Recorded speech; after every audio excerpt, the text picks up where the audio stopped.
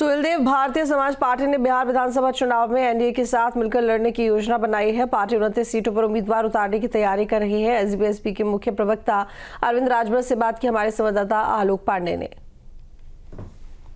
उत्तर प्रदेश की राजनीति में होली के इस दौरान भी सियासत कम नहीं हुई है और अगर हम बात करें तो यूपी के बगल में बिहार है और बिहार में अब राजनीति गरमा रही है। वहां चुनाव होने जा रहा है। सुभाषपा पहले भी वहां चुनाव के लिए प्रचार भी करती रही है, प्रत्याशी भी लड़ाया है और अब बिहार को लेकर के हम अरविंद राजभर से बात कर रहे हैं, जो कि मुख्य प्रवक्ता भी हैं।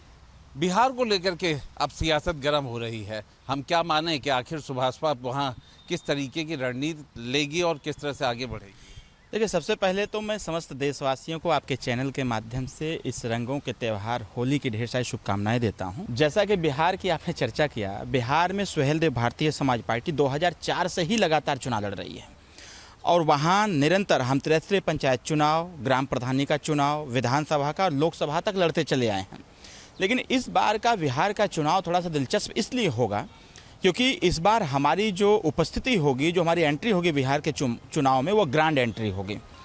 और अभी उपचुनाव बिहार में 4 सीटों पर हो रहे थे। 2 सीटें भारतीय जनता पार्टी के पक्ष में थी, एक तरारी और रामगढ़।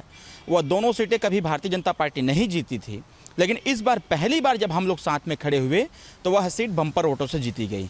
तो यह एक छोटा सा नमूना था, एक छोटा सा उदाहरण था। इस छोटे से उदाहरण को बड़ा करने के लिए हम लोगों ने बिहार में कमर कसा हुआ है। ऑलरेडी लगभग 34 जनपदों में से 32 जनपदों की तैयारी हम लोग कर चुके हैं।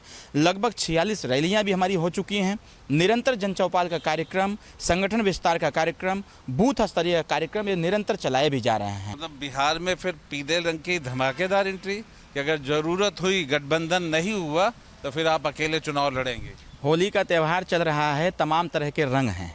नीला भी है, हरा भी है, गुलाबी भी है, काला भी है, लाल भी है, लेकिन इन सब कलर पर पीला रंग भारी होता है। तो मेरा मानना यह है कि आने वाले समयों में आपको दिखेगा कि पीला रंग जिस प्रकार से वहाँ अपने आप को दिखाने का काम करेगा, पूरा बिहार पीलामय हो जाएगा। क्योंकि वहाँ हमारे कार्यक्रम से और हमारी योजना से और हमारी रणनीति से वहाँ की सरकार, वहाँ के विपक्ष और पक्ष दोनों हतोत्साहित हैं। इसलिए हम वहाँ पर खड़े होना चाहते हैं।